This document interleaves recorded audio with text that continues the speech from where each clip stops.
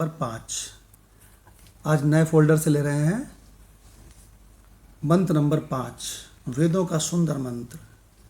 अज्ञानतिमिरान्धस्य अज्ञानतिमिरान्धस्य ज्ञानाञ्जनशलाकया ज्ञानाञ्जनशलाकया चक्षुरुन्मीलितं येन चक्षुरुन्मीलितं येन तस्मै श्रीगुरवे नमः। तस्मै श्रीगुरवे नमः। अर्थ जी भगवान। अज्ञान रूपी अंधकार से अंधे हुए जीव की आंखें जिसने ज्ञान रूपी काजल की सलाका से खोली है, उन श्री सद्गुरु को प्रणाम है। शांति मंत्र का मंत्र नंबर नए फोल्डर से ये भी ले रहे हैं।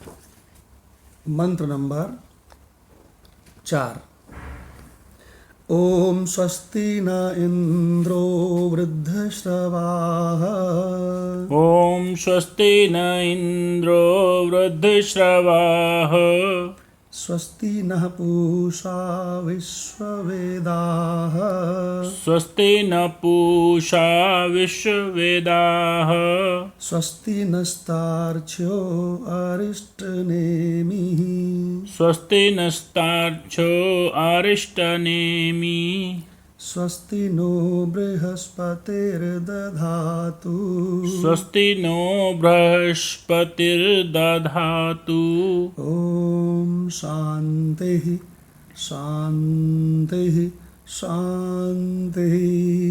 ओम शांतिः शांतिः शांतिः। ओम अर्थ जी भगवान। इसमें सुअस्ति स्वस्ति का अर्थ है कल्याण हो, और प्रश्नोपनिषद अथर्ववेद से लिया गया है। महती कीर्ति वाले ऐश्वर्यशाली इंद्र वृद्धश्रवा हमारा कल्याण करें।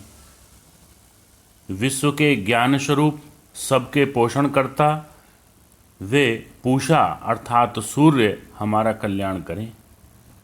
अकाट्य शस्त्र वाले गरुड़ जी हमारा कल्याण करें, और हे बृहस्पति देव हमें मंगलदायता दो। हाँ, मंगलमयता दो। तो इस प्रकार से ये मंगलाचरण यहाँ पर समाप्त होता है, और अब हम लोग गीता तत्वालोक प्रारंभ करते हैं, जो कि मुख्य ग्रंथ हम लोगों का चल रहा है। तो भगवान गीता तत्वालोक, जो कि श्रीमद् भगवद गीता की भगवान कृष्ण की गीता के मंत्रों की तात्विक दृष्टि से व्याख्या है परम पूज्य उड़िया बाबा जी के द्वारा। तो इसमें हम लोगों का अध्याय 14 चल रहा है, और अध्याय 14 में मंत्र नंबर 20 की व्याख्या चल रही। मंत्र नंबर 20 की व्याख्या मेरा ख्याल ज्ञानेश्वरी गीता से होनी है। तो इसके पहले मंत्र नंबर 20 लेते हैं, और उसके बाद ज्ञानेश्वरी गीता से डॉक्टर भगवान के मुख से इसकी व्याख्या सुनेंगे। तो मंत्र नंबर 20, इसमें भगवान ये कह रहे हैं कि हमने तुमको तीनों गुण काहे के लिए बताए अर्जुन। तीनों गुण तुमको इसलिए बताए कि इन तीनों गुणों को पहचान के और अच्छी तरह से समझ जाओ कि तुम तीनों गुणों, ये तीनों गुण तुमको स्पर्श तक नहीं करते, तुम इनसे बिल्कुल अतीत हो। इन तीनों गुणों से तुम अतीत हो जाओ, नहीं हुए हो तो अब हो जाओ, तुम अतीत हो ही, इसके लिए तुमको बताए हैं। इसके लिए नहीं बताए हैं कि तुम तीनों गुणों में से बढ़िया वाला सत्व गुण छांट लो और उसमें लग जाओ, क्योंकि हमने तुमको बताया है कि ये सत्व गुण भी बांधता है, और 2 प्रकार से बांधता है। एक तो भजन करने में और कीर्तन करने में, सत्वगुण संबंधी आयोजन करने में, है ना। जितने भी सत्वगुण संबंधी कार्य हैं उनको सकामता से करने में मज़ा आती है, तो सुख के संग से बांधता है और इस अभिमान से बांधता है कि हमारे जैसा श्रेष्ठ कौन। तो भगवान तीनों गुणों का सुंदर वर्णन कर चुके हैं पिछले कई मंत्रों में और सब बता चुके हैं कि कैसे सत्व गुण की वृद्धि वाले ऊंचे लोकों में जाते हैं, वहाँ उनके पुण्य खत्म हो जाते हैं तो फिर उनका पतन होता है, फिर यहाँ किसी माता के गर्भ में उल्टे लटक जाते हैं। अब फिर वही कहानी चालू, डेली वेजेस, फिर वही कमाया पुण्य, फिर गए, फिर इस तरह से। और रजोगुण में भी बता दिया गया, ऊर्ध्वम गच्छन्ति सत्वस्था, ये बता दिया भगवान ने। सत्वगुणी ऊंचे लोकों में जाते हैं, पुण्य खर्च हो जाने पर वहाँ से फिर पतन होता है। और मध्य तिष्ठन्ति राजसा, और रजोगुण जिनका बहुत तगड़ा है, करना है करना है करना है, वो मध्य तिष्ठन्ति यानी मनुष्य लोक में आते हैं। और फिर से उनको बचपन से वही सब याद करो, मांस के लोथड़े की तरह शरीर, न संभलती हुई गर्दन, और वही बिस्तर में लैट्रिन करना, पेशाब करना, और दूध ज़्यादा पी के उल्टी करना माँ के ऊपर, बाप के ऊपर, और फिर वही बचपन से वही पढ़ाई, और फिर वही प्रताड़ना, और फिर से वही सब। हे भगवान, हे भगवान। ये तो रजोगुण का हो गया। और तमोगुण वाले, जिनकी तमोगुण बढ़ा हुआ है, वो नीचे लोकों में जाते हैं। कीट पतंगे, मच्छर मक्खी, मच्छर बन गए तब तक किसी ने हिट डाल दिया, मर गए। काकरोच बन गए, किसी ने ब्लैक वाला दवा डाल दी, तड़प तड़प के मर गए। कुत्ते बन गए, भयंकर सर्दी में जगह नहीं है, कहीं ना कहीं इधर उधर मुँह छिपा के। हे भगवान, नाली के कीड़े बन गए, उसी में बिलबिला रहे हैं। हे भगवान। तो भगवान कहते हैं कि तीनों गुण फंसाने वाले हैं। तो अर्जुन पूछता है कि भगवान, जब सबसे बढ़िया वाला सत्वगुण भी फंसाता है तो फिर हम क्या करें? तो भगवान कहते हैं, तुम गुणातीत हो, अपने इस रहस्य को पहचानो और गुणों के चक्कर में मत पड़ो। तो इस 20वें मंत्र में भगवान क्या कह रहे हैं कि 20वें मंत्र में भगवान ने इस रहस्य को खोला है कि जो तीनों गुणों से मुक्त होता है ना, उसके लक्षण क्या है। बात भी गुणान से ही शुरू करी है। मंत्र नंबर 20, 14/20। गुणान एतान अतीत्य, गुणान एतान अतीत्य, त्रीन देहि देह समुद्भवान, त्रीन देहि देह समुद्भवान, जन्म मृत्यु जरा दुःखैः, जन्म मृत्यु जरा दुःखैः, विमुक्ताः अमृतम अश्नुते, विमुक्तः अमृतम अश्नुते। अश्नुते माने प्राप्त होता है।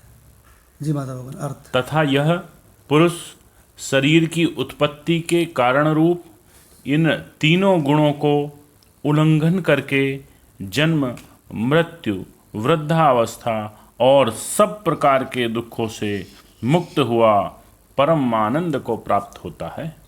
देखिए भगवान, तीनों गुणों को बताने के बाद शिक्षा क्या दे रहे हैं? इन तीनों गुणों से अतीत हो जाओ। भगवान, कितने लोग ठीक से समझ पाते हैं इसको? नहीं समझ सकते। पूरी जिंदगी गीता पढ़ते हैं और सत्य गुण बने रहते हैं।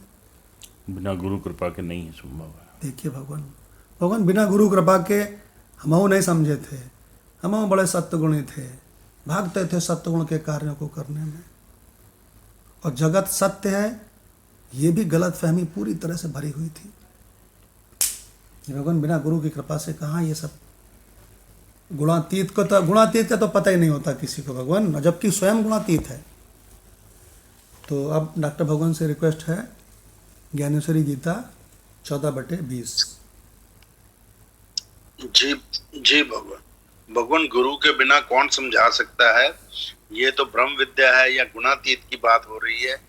इवन संसारिक विद्याएं जिन्हें जो अज्ञान के अंतर्गत आती हैं, पर किसी ने पीएचडी करनी हो, किसी ने एमएससी करनी हो, जब तक कॉलेज यूनिवर्सिटी नहीं जाएगा, पीएचडी में भी गाइड मिलता है, सुपरवाइजर होता है, उसके साथ बैठ के समझते हैं, करते हैं, तब जाके पीएचडी भी होती है।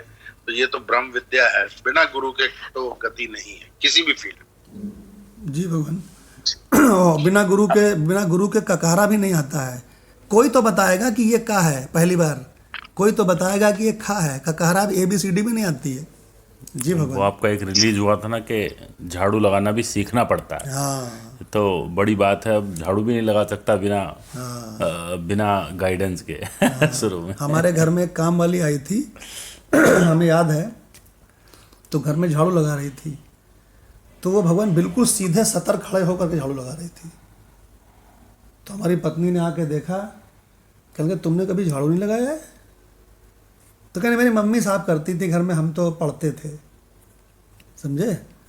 तो मेरी मिसेज ने कहा झाड़ू ऐसे नहीं लगाया जाता है, झाड़ू झुक के लगाया जाता है। हमारे यहाँ पर अगर झाड़ू के पैर लग जाए ना किसी के, तो हमारी अम्मा जी, मौसी जी सब कहती थी बेटा पैर छो, वो लक्ष्मी है। ये बात भगवान हम लोगों ने कई बार झाड़ू के पैर छुए हैं बचपन में।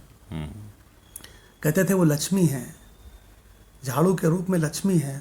या देवी सर्वभूतेषु सर्वरूपेण संस्थिता, नमस्तस्यै नमस्तस्यै नमस्तस्यै नमो नमः। तो भगवान बिना सिखाए झाड़ू लगाना तक नहीं आता है। मिसेज ने सिखाया उसको कि तुम कोने में तुम साफ नहीं करती हो ना, कोने में छोड़ दो। दीवार के किनारे किनारे ऐसे घसीट के लाओ, तब सारी डस्ट निकलेगी, तब यहाँ इकट्ठा करो। और उसको उठाने का तरीका भी बताया। देखिए भगवान, तो बिना सिखाया तो भगवान झाड़ू लगाना भी नहीं आता है, ककारा की विद्या भी नहीं आती, ABCD भी नहीं आती। तो भला ये तो पराविद्या है, बुद्धि से अतीत, बुद्धि का विषय नहीं, स्वयं बुद्धि ही जिसका विषय है। क्या बात। देखिए भगवान, डॉक्टर भगवान ने बहुत बढ़िया बात कही है। जी भगवान। तो अब ज्ञानेश्वरी गीता का अर्थ पढ़ते हैं। इस प्रकार का व्यक्ति यानी गुणातीत, सब गुणों से परे उस स्वतंत्र तत्व को पूरी तरह से जानता है, और इसका कारण यह है कि उस पर ज्ञान की छाप पूर्णतया पड़ी रहती है। हे पांडुसुत, जैसे कोई नदी समुद्र में समाकर उसके साथ एक रस हो जाती है, वैसे ही इस प्रकार का ज्ञानी व्यक्ति मेरे साथ एक रस होकर सारूप्य प्राप्त करता है। नलिका यंत्र पर से उड़कर तोता जैसे वृक्ष की शाखा पर जा बैठता है, वैसे ही वह ज्ञानी जीव माया से छुटकारा पाकर अहम ब्रह्मस्मि के मूल अहम तत्व पर स्थित हो जाता है। ये सुविज्ञ, इसका कारण ये है कि अब तक अज्ञान रूपी निद्रा में जो खराटे ले रहा था, वही अब आत्मस्वरूप का बोध प्राप्त करके जाग उठता है। तो मतलब असली अब जागा, जो पहले खराटे ले रहा था माया के अंदर। हम सब संसारी जितने भी हैं सब खराटे लेते हैं, तो आत्म तत्व का बोध होने पर ही जागा जाता है। हे वीर शिरोमणि, जिस समय बुद्धि भेद उत्पन्न करने वाला मोह रूपी दर्पण उसके हाथ से गिर पड़ता है, उस समय उसे प्रतिबिंब आभास कभी हो ही नहीं सकता, क्योंकि दर्पण ही टूट गया है। मोह रूपी दर्पण टूट गया, तो अब प्रतिबिंब कहाँ रह गया। जिस समय देह अभिमान रूपी वायु के वेग बंद हो जाते हैं, उस समय तरंगों और सागर के सदृश जीव और शिव दोनों मिलकर एकाकार हो जाते हैं। जगत जीव ईश्वर का भी यहाँ बता दिया, जीव और शिव दोनों मिलकर एकाकार हो जाते हैं, क्योंकि ब्रह्म में या आत्मा में कोई भेद नहीं है। इसीलिए जैसे वर्षा काल के अंत में मेघ आकाश में लीन हो जाते हैं, वैसे ही जीवात्मा भी ब्रह्म तत्व में समाकर तद्रूप हो जाता है। इस प्रकार ब्रह्म भाव की उपलब्धि हो जाने पर यदि वह शरीर के समाप्त होने पर्यंत इसी शरीर में रहता है तो भी शरीर से उत्पन्न होने वाले गुणों की बातों के चक्कर में वह कभी नहीं पड़ता। जैसे कांच अथवा अभ्रक के आच्छादन से दीपक का प्रकाश कभी अवरुद्ध नहीं किया जा सकता, अथवा समुद्र के जल से जैसे बड़वाग्नि कभी शांत नहीं की जा सकती, वैसे ही गुणों के संचार के कारण जीव का बोध कभी मलिन नहीं हो सकता। तो ये खुशी की बात है, अच्छी बात है कि जब बोध हो जाता है तो फिर मलिनता नहीं आ सकती। चाहे आप कीचड़ में भी घुसे हो तो भी मलिन नहीं हो सकता।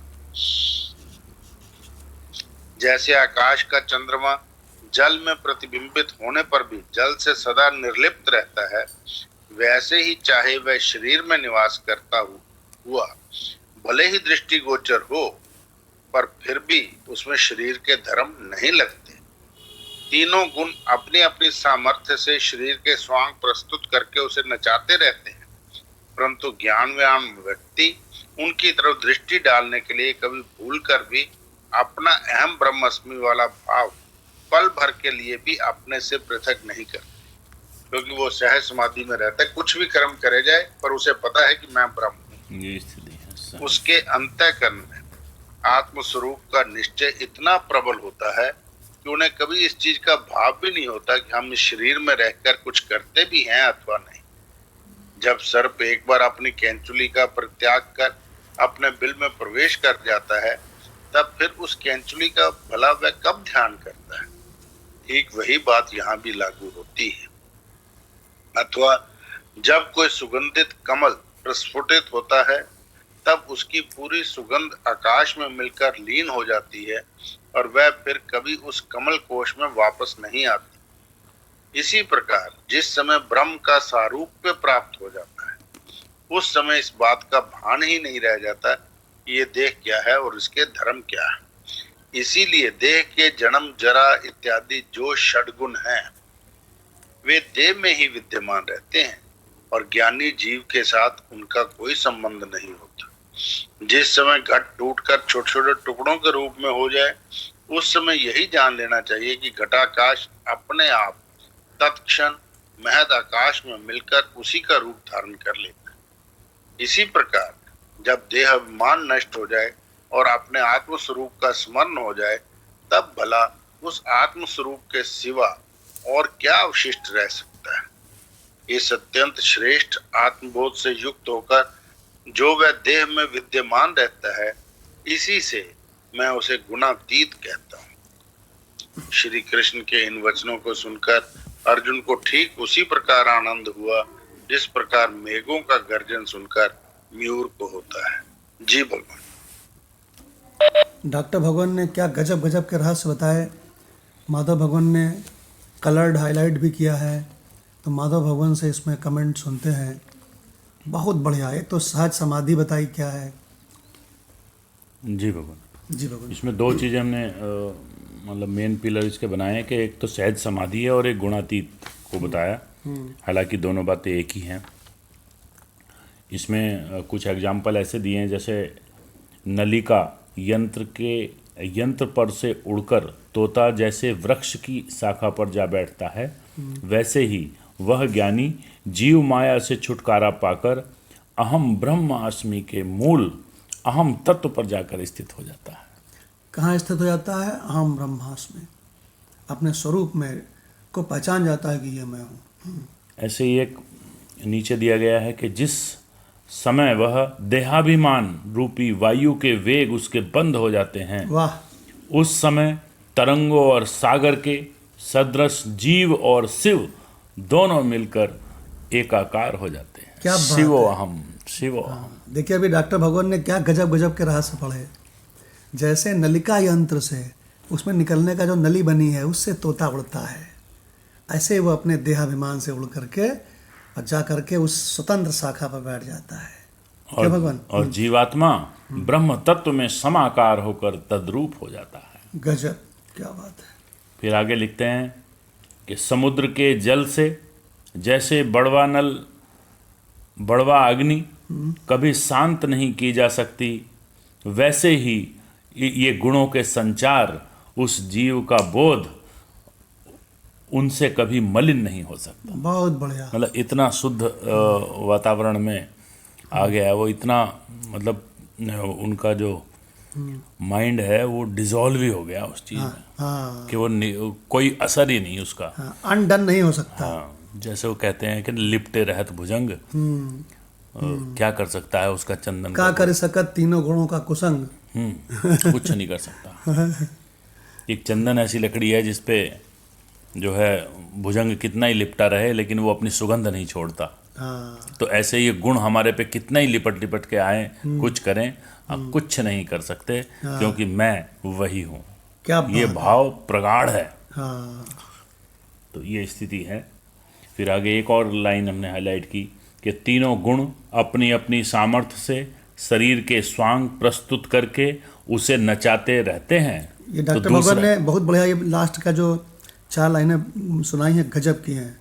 कि दूसरे जो देख रहे हैं ना उसको, वो तो फिर भी यही देख रहा है कि भाई उसको भी गुण नचा रहे हैं, परंतु ज्ञानवान व्यक्ति उनकी तरफ दृष्टि डालने के लिए कभी भूल कर भी अपना अहम ब्रह्मास्मि वाला भाव से पल भर भी उससे पृथक नहीं होता। गजब हो गया भगवान, गजब हो गया। मतलब अब देखो लैंग्वेज जो है इनकी ना, वो मतलब बहुत ही अनुकरणीय है। हाँ, भगवान हमने आपको क्या बताया था कि निमेषार्धम न तिष्ठन्ति वृत्तिम ब्रह्ममयीम बिना। हमने गुरु भगवान से पूछा कि वो आधे पल भी अपनी ब्रह्ममयी वृत्ति के बिना नहीं रहता है। बड़ा गजब का होता है, देहाभिमान उसको बिल्कुल कभी नहीं रहता है। तो कहने लगे बेटा ये बात भी समझाने के लिए लिखी है। ब्रह्माकार वृत्ति तो शुरुआती जिज्ञासुओं के लिए है।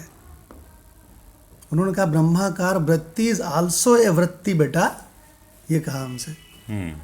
कहने लगे उसको जरूरत क्या है उस ब्रह्माकार वृत्ति की। वो जानता है कि मैं तुरीय हूँ। जागृत संसार चला गया, अगर मैं जागृत संसार वाली चीज़ होता तो मैं भी चला जाता, लेकिन मैं चेतन साक्षी, मैं तो रहा। मैंने तो स्वप्न जगत को भी देखा। क्यों भगवान, देखा कि नहीं देखा? बिल्कुल देखा। अगर मैं स्वप्न जगत की वाले की चीज़ होता, स्वप्न जगत की कोई चीज़ होता, तो स्वप्न जगत चला गया कि नहीं? हर 24 घंटे में चला जाता है कि नहीं? चला जाता है। तो हम भी चले जाते। हम क्यों नहीं हुए? जागृत के डिसअपियर होने पर मैं डिसअपियर क्यों नहीं हुआ? क्योंकि हम उसकी कोई वस्तु नहीं है। हाँ, क्योंकि मुझ स्क्रीन में ही तो तीनों भास रहे थे।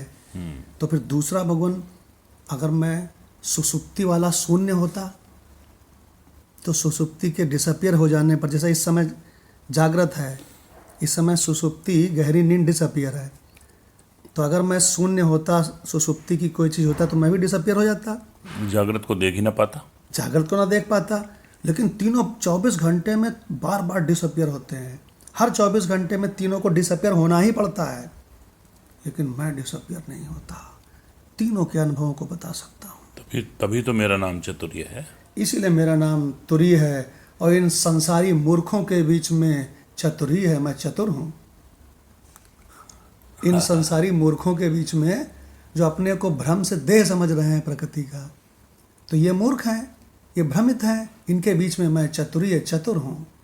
मैं निकल गया सतगुरु और सतशास्त्रों की कृपा से। देखो भगवान, तो भगवान ये डॉक्टर भगवान ने बहुत बढ़िया सुनाया ज्ञानेश्वरी गीता। और ये भी समझ लो कि संत ज्ञानेश्वर जी कैसे स्वरूप में ही हमेशा रहते थे। क्या भगवान? तो भगवान अब मंत्र लेते हैं, मंत्र नंबर 21। अर्जुन ने अब प्रश्न पूछा कि हे केशव, तुमने बहुत बढ़िया मुझको तीनों गुणों का रहस्य बताया। तीनों गुण क्या हैं, उनकी पहचान क्या है, कौन से गुण के ज़्यादा होने पर वो कौन सी योनि पाता है, और इन तीनों गुणों को पहचानवाया ही इसीलिए है आपने भगवान, जिससे कि हम इन तीनों से कैसे छूट जाएं। आपने गुणातीत के लक्षण भी बता दिए, और ये भी बता दिया कि एतान त्रीन गुणान अतीत्य, इन तीनों गुणों का उल्लंघन करके और जन्म मृत्यु जरा दुख ही है विमुक्ता, जन्म मृत्यु और बुढ़ापे के दुख से विमुक्त होकर वो अमृतत्व को प्राप्त होता है। केशव, आपने 14/20 में ये भी बता दिया। तो अब अर्जुन 3 प्रश्न पूछ रहा है।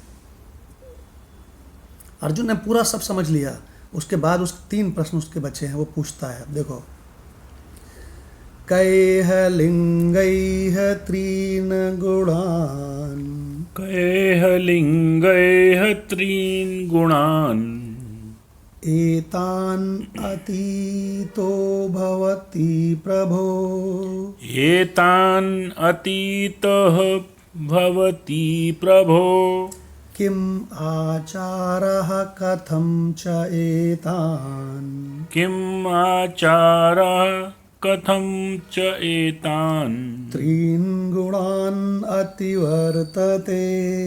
त्रीन् गुणान् अतिवर्तते। अरे भगवान, क्या बात है, कितना बढ़िया गीता प्रश्न है, इसका अर्थ भी लिखा है। संगति। अब अर्जुन ने गुणातीत को पकड़ लिया है एक तरह से। हाँ, गुणातीत शब्द को तो कहते हैं। बहुत बढ़िया माधव भगवान बोले कि अर्जुन ने अब एक चौथी चीज को जाना है आज पहली बार, भगवान रूपी सदगुरु के बताने से, कि गुणातीत क्या होता है। तो देखो गुणातीत के बारे में क्या पूछ रहा है। गुणातीत पुरुष के विषय में अर्जुन के 3 प्रश्न।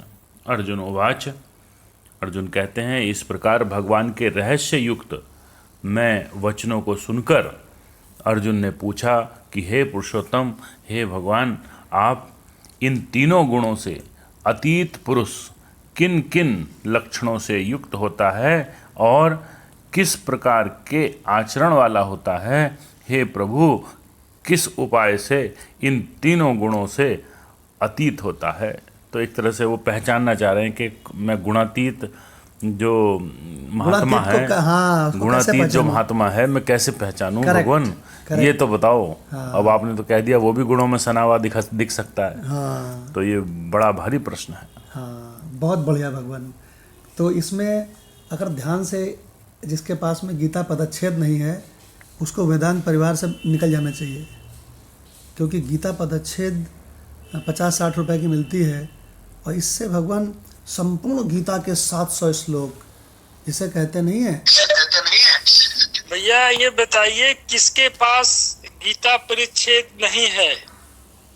ग्रुप में जितने लोग हैं वो मुझे लिख दे, आज मुझे जाना है मार्केट में, तो मैं लेते आऊंगा। अरे वाह वाह वाह, क्या बात है। गीता किसके पास नहीं है वो मेरे पर्सनल पर लिख दें, आज मैं मार्केट निकलूंगा तो मैं लेते आऊंगा। आज पर्सनल पे लिख दे या वेदांत, या तो वेदांत में लिख दे, वेदांत ग्रुप में कहीं भी लिख दे, मैं जाके लेते आऊंगा आज। क्या बात है, गजब भगवान। जी भगवान, आज प्रणाम भगवान। हाँ, तो भगवान बहुत बढ़िया, देखो मदन लाल भगवान ने बताया। तो अब भगवान थोड़ा ध्यान से इस बात को समझें। एतान त्रीन गुणान अतीता, क्या मतलब हुआ? एतान माने इन, त्रीन गुणान अतीता, तीनों गुणों से अतीत। कैह लिंगई है, लिंग माने होता है पहचान। वो कहते नहीं, ये लड़का है, ये लड़की है, ये पुरुष है, ये स्त्री है। लिंग माने होता है पहचान। हाँ, कोई पहचान बताओ। पहचान, हाँ। तो कहते हैं कैह लिंगई है। क्या कैह माने किस किस तरह से उसकी पहचान होती है। कैह लिंगई है भवती, कैसे पहचान होती है केशव। मैंने रजोगुणी को देखा, और वो रात दिन भागता रहता है पागलों की तरह, पिशाचवत। इसको भी देखा है, तो रजोगुणी को मैं पहचान लूंगा केशव। तमोगुणी को भी मैंने देखा है केशव, आपने पहचानवाया है। संसार में तमोगुणी को भी मैं पहचान जाऊंगा। तमोगुणी को देखूंगा, उसकी एक्टिविटी देखूंगा, पहचान लूंगा। और केशव, मैं सत्वगुणी को भी पहचान सकता हूँ कि वो ऑफिस से छुट्टी ले करके और सत्वगुण का आयोजन करता है। मैं सत्वगुणी को पहचान लूंगा। भगवत संबंधी कार्यों में लगा हुआ होगा वो, सुंदर कार्यों में। लेकिन केशव गुणातीत को कैसे पहचानते हैं? भगवान ध्यान दीजिए मंत्र की ओर। गीता पदच्छेद का कमाल देखो, कितना सरल हो गया ये मंत्र। कैह लिंगैः, क्या पहचान है? त्रीन गुणान एतान अतीतो, इन 3 गुणों से अतीत उस गुणातीत की। भवती प्रभो। कौन कहता है मंत्र कठिन है? जिसके पास गीता पदच्छेद है। गीता प्रेस के महात्माओं की एक अनुपम देन है गीता पदच्छेद, क्योंकि माधव भगवान से पूछते हैं, माधव भगवान जी 14/21 का जो मंत्र है, इसका जरा पहला शब्द पढ़ना। पहला शब्द कय लिंगय त्रयान गुणान एतान अतीतो। ये एक शब्द है। जी तो इसको पढ़ के जो संस्कृत नहीं जानता है उसकी भगवान खटिया खड़ी बिस्तरा गोल हो जाता है, उसका माथा चक्कर खाए है। हम दूसरे क्या कहें, हमारा खुद खाता था। डॉक्टर भगवान, ये भगवान कृष्ण का जो बाके बिहारी के जो बाके कटीले चुटेले शब्द हैं इतने बड़े बड़े, इसे चक्कर खाता था दिमाग की नहीं पहले? जी भगवान पदच्छेद के बिना इन शब्दों को समझना क्या, पहले पढ़ा ही नहीं जाएगा, पढ़ना ही नहीं आएगा, फिर उसको समझना बहुत ही कठिन है, नामुमकिन ही है। परंतु पदच्छेद से ये वाकई में बहुत आसान हो जाता है कि फिर कोई ऐसी डिफिकल्टी नहीं लगती। बहुत बढ़िया। डॉक्टर भगवान ने क्या बढ़िया बात कही कि पहली बात तो तुम समझना तो छोड़ो यार, तुम पढ़ ही नहीं पाओगे इसको। अब भगवान कितना आसान हो गया। कई है लिंगई है, किन पहचानों वाला होता है? 3 गुणान, 3 गुणों से, 3 गुणान एतान, इन 3 गुणों से अतीत है, वो 3 गुणों से अतीत वाला। हे केशव, अभी तुमने बताया ना, तो वो गुणातीत। भगवान पहली लाइन में एक ही प्रार्थना है, कई है लिंगई है, किन पहचानों वाला, 3 गुणान एतान अतीता, इन तीनों गुणों से अतीत वाला। भवती प्रभो, हे प्रभो, प्रभो कह रहे हैं, हे प्रभो 3 गुणों से अतीत उसको प्यार से कहना है, वो बता ही दो बस। उसकी कई लिंगई है, कई लिंगई है। क्या पहचान है केशव? मैं तीनों गुणों वालों को तो पहचान लूंगा, गुणातीत को कैसे पहचानूं केशव? आगे क्या कह रहे हैं? किम आचारः, वो किस प्रकार का आचरण करता है केशव? उसके आचरण को देख के पहचान लेंगे। तथा कथम एतान 3 गुणान अतिवर्तते, कथम एतान, किस उपाय से इन 3 गुणान अतिवर्तते, तीनों गुणों से अतीत होता है केशव? जल्दी से उसका प्रोसेस डिफाइन करो हमें। जल्दी से बता दो केशव। अब मैंने आप इस रहस्य को जान लिया है, अब तीनों गुणों को मैंने निश्चय कर लिया है, इनको निश्चित छोड़ दूंगा। मैं दोनों भुजाएं उठा करके पूरी सामर्थ्य से कह रहा हूं, मैं तीनों गुणों को निश्चित छोड़ दूंगा।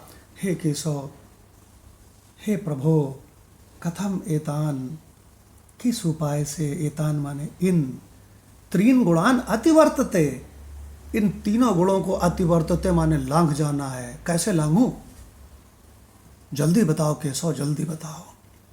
आज छुट्टी मिली सब कुछ करने कराने से, आज केशव तुम हमको लेबर से साहब बना रहे हो। मैं तो इन्हीं 3 गुणों में करते करते करते करते मर गया। आज तक कोई ऐसा मिला ही नहीं। मेरे माँ बाप ने भी हमको नहीं बताया, मेरे जो गुरु थे, ये जो सामने युद्ध के लिए खड़े हैं तमाम, इन्होंने भी, किसी ने गुणातीत के बारे में नहीं बताया केशव। मैं अर्जुन, आज मैं अर्जुन आपसे कह रहा हूँ, ये हमारे द्रोणाचार्य हैं, ये कृपाचार्य हैं, हमारे भीष्म पितामह बहुत हमको ज्ञान देते थे, लेकिन गुणातीत हूँ मैं, ये किसी ने नहीं बताया। हे केशव, क्यों ऐसा क्यों हुआ? भगवान ने क्यों बताया? याद करो भगवत गीता में क्या मंत्र आया है शुरू में, कार्पण्य दोषो अपहृत स्वभावा पृच्छामि त्वां धर्म सम्मूढ़ चेता। मैं कृपणता से, न जानने से, कंजूसी से, या ऐसे समझ लो भयंकर अज्ञान में डूबा हुआ मैं कायरता रूपी दोष को प्राप्त हो गया हूँ। मैं तुमको बुला के लाया हूँ, युद्ध करो चल के, और अब यहीं पे मैं कह रहा हूँ, मैं कायर, कि युद्ध नहीं लड़ूंगा। अरे बाप रे बाप, मेरे बराबर कायर और कंफ्यूज निकृष्ट इस संसार में कौन होगा केशव। तो फिर आगे क्या कह रहे हैं? न तो युद्ध करने का मन कर रहा है और न इसे भाग जाने का मन कर रहा है। बड़ा कंफ्यूजिंग है। हाँ, तो कह रहे हैं ये जो मेरी विवेक शक्ति और बुद्धि का हरण हो गया है, कार्पण्य दोषो अपहृत स्वभावा, मुझको सब वीर अर्जुन कहते हैं, लेकिन मेरा स्वभाव का ये अपहरण हो गया, किडनैप हो गया हूँ मैं इस कायरता से। जी। अरे बाप रे बाप। बहुत तो आगे क्या कहते हैं? यही लाइन बोली थी, तभी तो उन्होंने फिर कृष्ण ने सब बता दिया रहस्य। यत् श्रेयः स्यात्, श्रेय माने कल्याणकारी, यत् माने जो, यत् श्रेयः स्यात्, जो कल्याणकारी होवे मेरे लिए, यत् श्रेयः स्यात् निश्चितम, उसका निश्चय करिए, और फिर ब्रूहि तत् में, फिर वही मुझको बोलिए, वही मुझको बता दीजिए। शिष्यः ते अहम्, क्योंकि मैं आपका शिष्यत्व स्वीकार करता हूँ। शिष्यः ते माने तुम्हारा, शिष्यः ते अहम्, मैं आपका शिष्यत्व स्वीकार करता हूँ। यत् श्रेयः स्यात्, जो कल्याणकारी हो, निश्चितम, उसका निश्चय कीजिए, ब्रूहि तन में, वह मुझे बताइए, क्योंकि मैंने आपका शिष्यत्व स्वीकार कर लिया है।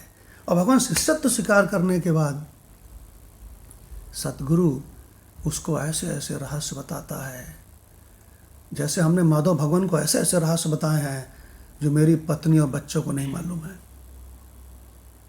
इनसे हम कुछ नहीं छिपाते हैं, अंतरतम से अंतरतम रहस्य। भगवान आपको एक एग्जाम्पल देते हैं, मदन लाल भगवान से पूछो, इनको हमने ऐसे अंतरतम रहस्य बताए हैं जो भगवान हमने अपने घर में अपने पत्नी बच्चों तक को नहीं बताए हैं। मदन लाल भगवान से पूछिए। भगवान भैया आप बिल्कुल सही कह रहे हैं। एक्चुअली क्या है ना, कुछ बातें ऐसी होती हैं कि हम उनको बता भी नहीं सकते, बताना भी नहीं चाहते हैं। बताने पर क्या होगा कि वो उसका उल्टा वो लोग अर्थ निकालेंगे।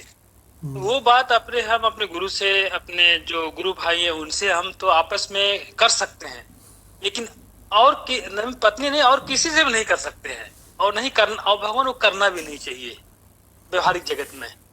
और बहुत तरह ऐसी बात मुझे बताई है जो कि, और भगवान इनफैक्ट हम तो अपनी बात सबके सामने ही बोल देते हैं, हम तो छिपाते हैं, तो हम तो पूरे ग्रुप में ही बता देते हैं। और कुछ बातें ऐसी भगवान सबसे पहले ये जो पत्नी वाली बात है ना, कि पति पत्नी का लड़ाई झगड़ा और ये सब, सबसे पहले इन सारी बातों को हमने ग्रुप में खोल के बताना शुरू किया। फिर भगवान धीरे धीरे लोग खुले, कोई 2 साल में खुला, कोई 4 साल में खुला, कोई 6 साल में खुला, फिर सब ने मुझको बताना चालू किया। देखिए, तो भगवान चूंकि अर्जुन ने शिष्यत्व स्वीकार कर लिया और कहने लगे मेरी बुद्धि 2 कौड़ी की है केशव, मेरा विवेक 2 कौड़ी का है, कि आज मुझे आप बताओ मेरा कल्याण किस में है। तो केशव भगवान बता रहे हैं उसको कि बेटा तेरा कल्याण अपने गुणातीत स्वरूप को पहचानने में है। यहाँ पे उसने अपनी बुद्धि का जो कप है वो खाली कर दिया ना, खाली कर दिया। उससे पहले अपनी बुद्धि बखार रहे थे वो। हाँ। यहाँ आते आते वो ऐसा फील कर गए कि भाई अब जो भगवान कहेंगे वही करेंगे। हाँ, माधव भगवान ने 4 चांद लगा दिए इस पे। अपने बुद्धि रूपी कप में जो बड़ी बुद्धि भरी थी ना, उसको खाली कर दिया, उसने गिरा दिया। उसने कहा केशव अब डालो इसमें, खाली पात्र है। देखो भगवान, तो भगवान इस मंत्र को साधारण मंत्र मत समझ लेना। 14/21 कई है लिंगई है, क्या पहचान है? 3 गुणान एतान अतीतो, इस 3 गुणों से अतीत उस गुणातीत की भगवती प्रभो, हे प्रभो उसकी पहचान बता दो। किम आचारा? भगवान बिल्कुल इसी तरह का प्रश्न अर्जुन ने पहले भी किया था। डॉक्टर भगवान से पूछते हैं, डॉक्टर भगवान जब इसने स्थित प्रज्ञ के बारे में पूछा था तब वहां भी जी भगवान आपने जिक्र कर दिया, नहीं तो मुझे वही ध्यान आ रहा था। मैंने कहा जो सुबोधानंद जी ने हमारे घर पे ये कहा था कि वेदांत बच्चों का खेल नहीं है, वही बात यहाँ यथार्थ सिद्ध हो रही है कि दूसरे अध्याय में वो पूछ रहा था स्थित प्रज्ञ क्या बोलता है, कैसे बैठता है, कैसे उठता है, कैसे चलता है, और आज पूछ रहा है गुणातीत के क्या लक्षण है। तो अभी तक उसका अज्ञान का आवरण जो है वो पूरा हटा नहीं है। दूसरे अध्याय से 14वें अध्याय तक पहुंच गए, इतनी गीता सुन ली भगवान कृष्ण से, गुरु से, पर फिर भी उसका वो आवरण हटा नहीं। और इस श्लोक से ये प्रतीत होता है कि वो तो वहीं का वहीं खड़ा है जैसे दूसरे अध्याय में था। ना उसे स्थित प्रज्ञ के लक्षण, वो उसके लक्षण जानना चाहता था। भगवान ने कहा वो अलग कुछ नहीं होता, देखने में कुछ नहीं पता चलेगा। और यहाँ फिर वही पूछ रहा है गुणातीत के क्या लक्षण होते हैं। तो ये उसकी अज्ञानता की प्रकाष्ठा दिखाई, या ये दिखाया कि अज्ञान का आवरण हटना इतना आसान। तो डॉक्टर भगवान ने कितना बढ़िया बताया। तो बड़ी महत्वपूर्ण बात समझ लीजिए भगवान, वो ये है कि जब अर्जुन जैसा जबरदस्त श्रद्धालु शिष्य और बताने वाले स्वयं पर ब्रह्म 16 कलाओं के कृष्ण, क्यों भगवान, तब उसको इतना समय लगा। तो अगर हम लोगों को ज़्यादा समय लगे तो माधव भगवान इसमें क्या आश्चर्य है।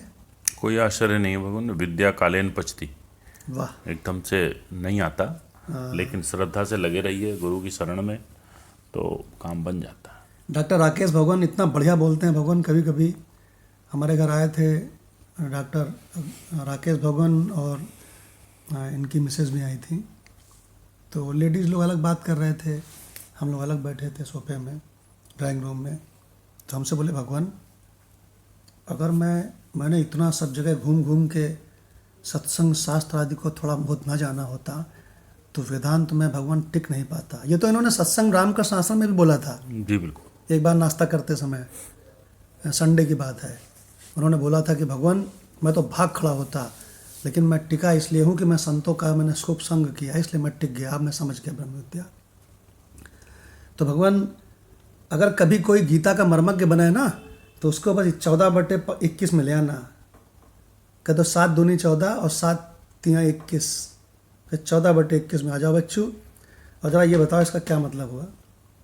मतलब तो छोड़ो, अगर पढ़ के दिखा दे तो हम जान जाए। बाकी बिहारी ने इसका पहला शब्द जबरदस्त बोला है और आखिरी शब्द भी जबरदस्त बोला है। जो आखिरी शब्द पढ़ना माधव भगवान। जी भगवान। च एतान त्रीन गुणान अतिवर्तते, ये एक शब्द है जी। कन्हैया का।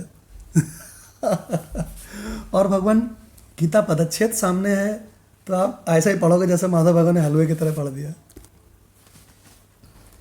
भगवान एक बढ़िया बात बताते हैं। गुरु भगवान कानपुर में पराविद्या की शिक्षा देते रहे, तो गुरु भगवान के तमाम शिष्य रहे, एज वाले रहे, काफ़ी एजड रहे।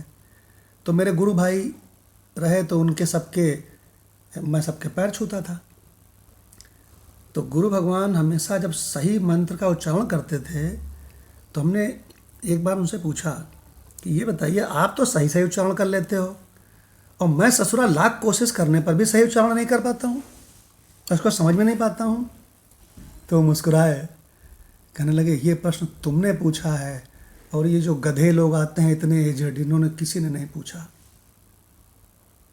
तब ने कहा, हे गुरुदेव, मुझे कृपा करके इसका रहस्य बताइए, आप कैसे पढ़ लेते हो। आप जितनी हिंदी पढ़े उतनी हम वो पढ़े हैं और आप जितनी बढ़िया हिंदी बोलते हो हम वो बोलते हैं, लेकिन यहाँ आके हम क्यों नहीं कर पा रहे हैं।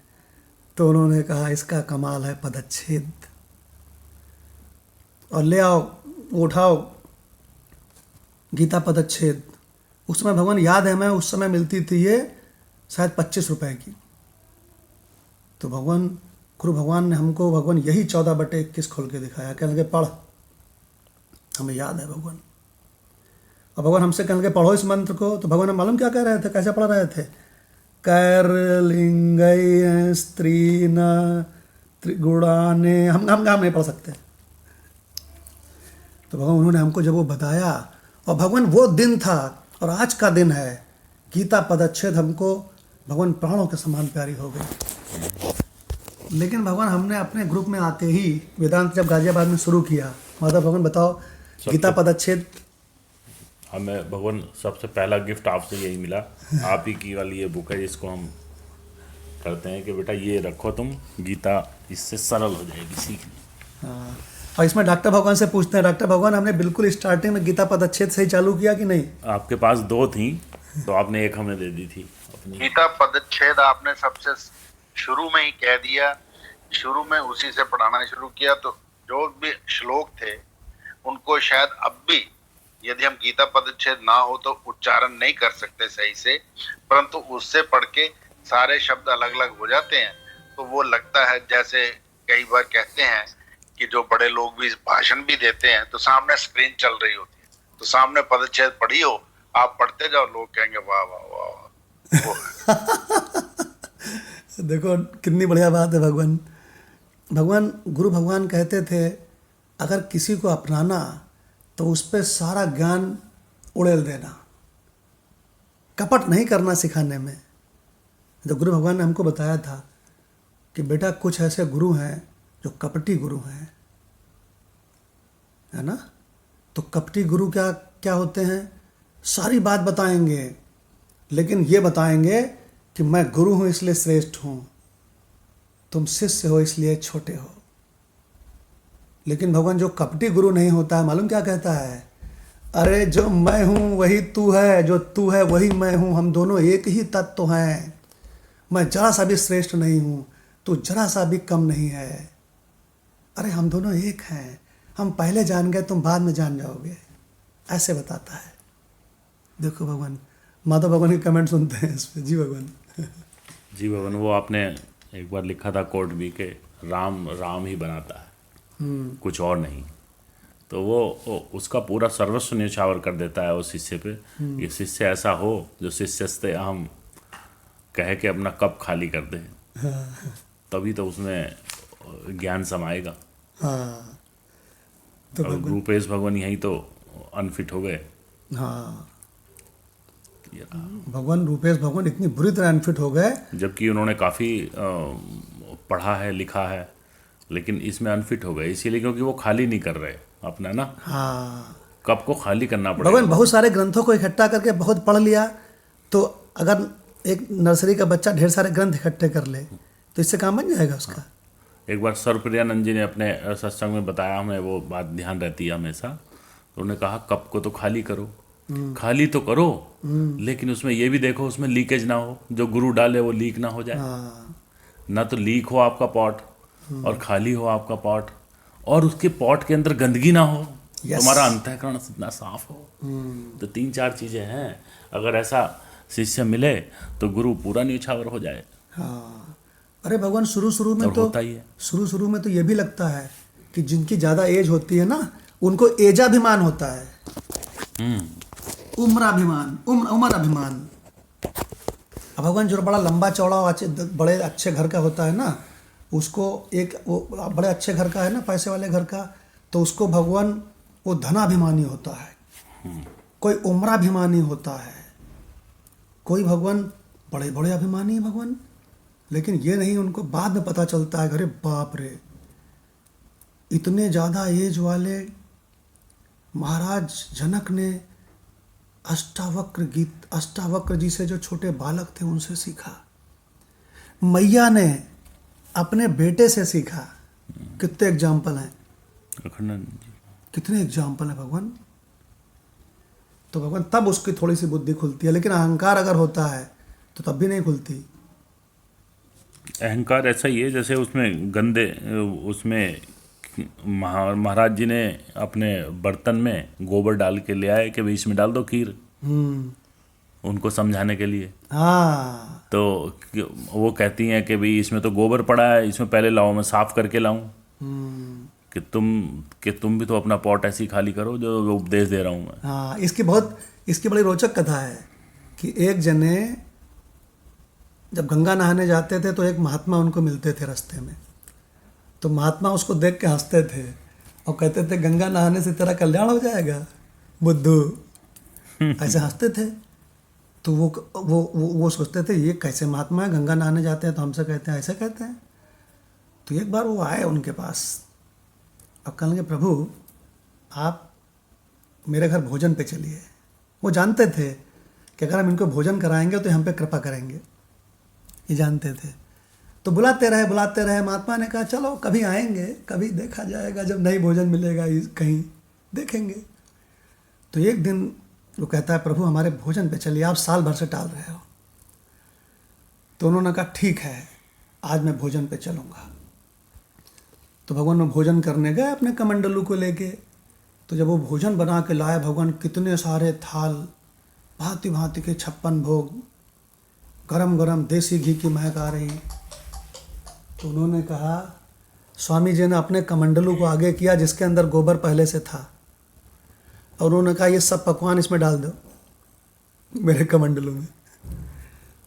तो उसने कहा अरे ये आप कैसे एब्सर्ड बात करते हैं, इसमें गोबर है।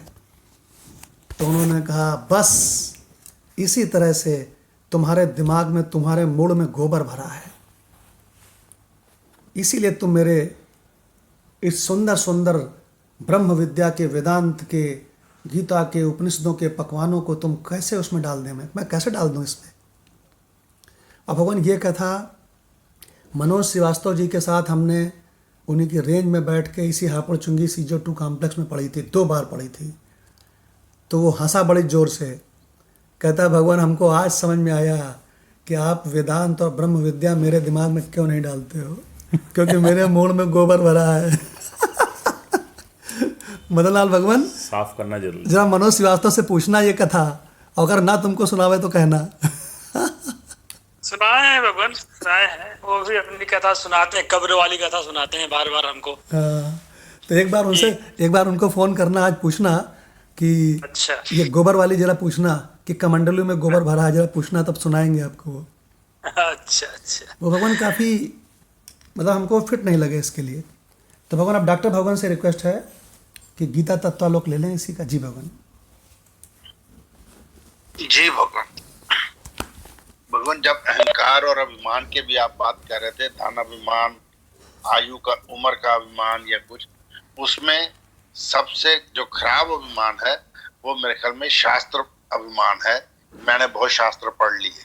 ज्ञान का अभिमान, क्योंकि उसकी कथाएं भी आती हैं, शास्त्रों में लिखा भी है, मैं नाम तो भूल रहा हूँ। कहते हैं कि सत्य घटना है कि कोई एक गुरु के पास गया था और उसे शास्त्र अभिमान बहुत था। तो गुरु ने पूछा तूने क्या क्या पढ़ा है? उसने कहा मैंने इतने ग्रंथ पढ़े हैं, मैं सारे गिना भी नहीं सकता। बाहर एक गधे पे बोरा लाद के लाया, सारे ग्रंथ इतने पढ़े। तो गुरु ने कहा जा इन सबको पहले गंगा नदी में प्रवाह करके आओ, सारे ग्रंथ। कहते मैंने तो बहुत दुर्लभ ग्रंथ भी इकट्ठे किए सारे की, और आप गंगा में प्रवाह करने को बोल। कहते जब तक इनको प्रवाह नहीं करेगा तब तक आगे तुझे कुछ नहीं बताऊंगा, कोई नहीं सिखाऊं। सो ये जो शास्त्र अभिमान है, ज्ञान का अभिमान है, ये सबसे मेरे ख्याल में खराब अभिमान है। ये डॉक्टर भगवान ने बहुत ही गजब की बात बताई है, और इसका सबसे बढ़िया एग्जाम्पल है नारद जी जब सनत कुमार के पास गए थे। हाँ जी, उनसे लिस्ट पूछी थी उन्होंने अपने को। राणा भगवान याद है? जी भगवान, भाइयों के पास में जब गए थे, वो दोनों ही मानस पुत्र हैं ब्रह्मा जी के। तो वही कि आप बड़े प्रसन्न रहते हो, हमें भी कुछ सिखाओ, बताओ कुछ। तो उन्होंने पूछा तो कहा कि भाई मैंने तो बहुत विद्या अर्जन कर रखी हैं, बहुत सारी गिनाई, भू विद्या और ये सब बहुत सारी इन्होंने गिना दी, इतने शास्त्र पढ़ रखे हैं। तो अल्टीमेटली मतलब उनको तत्व का ज्ञान नहीं था। तो भाइयों ने कहा भाई कि चल बैठ, तुम्हें कुछ नहीं पता है, अभी मैं समझाएंगे हम तुम्हें। देखो राणा भगवान ने क्या बढ़िया बताया कि तो तुमने अभी तक जाना ये सब अविद्या है, ये मतलब उसका कंक्लूड किया उन्होंने। हाँ, तो भगवान एक ही है असल में। जी भगवान यूट्यूब में जरा ढूंढना इसको, ये प्रसंग कहीं मिल जाएगा तो इसको भेजना कि सनत कुमार द्वारा नारद को विद्या देना, या ऐसा कुछ डालना तो मिलेगा। सनत कुमार या नारद और सनत कुमार कुछ डालना ऐसे। तो भगवान इतनी विद्याएं गिनाई। ये हंसानंद जी ने सुनाई है अपने हाँ, सत्संग में। अरे ये अपने ग्रंथों में है। वेदांत बोध में लास्ट में पूरा ये प्रसंग है, बड़ा भारी। हाँ, हंसानंद जी का भी सत्संग हमने सुना है इस पे। और भगवान एक बड़ी सुंदर आदत है, सत्येंद्र भगवान के अंदर भी थी, माधव भगवान के अंदर भी है, और राणा भगवान के अंदर भी है, मदन लाल भगवान के अंदर भी है, कि शास्त्रों में जो बढ़िया पेज या बढ़िया रहस्य मिले उसको उसके किताब के पहले पेज पे एक पन्ना उसमें खाली लगा होता है, ब्लैंक। वो इसीलिए लगा होता है कि उस पर लिखो पेज नंबर इस पर ये रहस्य है, पेज नंबर इस पर ये रहस्य है। तो डॉक्टर भगवान से सुनते हैं भगवान संगति सहित 14/21। जी भगवान उसकी संगति अब ले रहे हैं। अब अर्जुन को शंका हुई कि देह के रहते हुए पुरुष किस प्रकार गुणों से अतीत हो जाता है, अतः वह शंका करता है। अब श्लोक का अर्थ है, अर्जुन कहता है, हे प्रभु, किन लक्षणों के द्वारा पुरुष इन गुणों से अतीत हो जाता है, उसका कैसा आचरण होता है और किस प्रकार वह इन गुणों से अतीत होता है। तो व्याख्या में भी प्रश्न के माध्यम से उठाते हैं कि जब तक शरीर है कर्म तो होंगे ही, तो हम कैसे जानेंगे कि वह गुणातीत है। इसको बोध हो गया है, क्या कर्म फल का त्याग करने वाले को ही गुणातीत कहते हैं। तो उत्तर देते हैं उड़िया बाबा जी कि कर्म तो स्वयं गुणों के अंतर्गत है, कर्म फल त्यागने पर भी कर्म तो रहेंगे ही। अतः जिसे ऐसा अनुभव है कि ये कर्म मरु मरीचिका के जल के समान है, इनकी अपनी कोई सत्ता नहीं है, वह गुणातीत है। गुणातीत के लक्षण शरीर की क्रियाओं से प्रतीत नहीं हो सकते, क्योंकि ये विषय स्वसंवेद्य है। तथापि अपने आप को पहचानने के लिए भगवान कुछ लक्षण बतलाते हैं।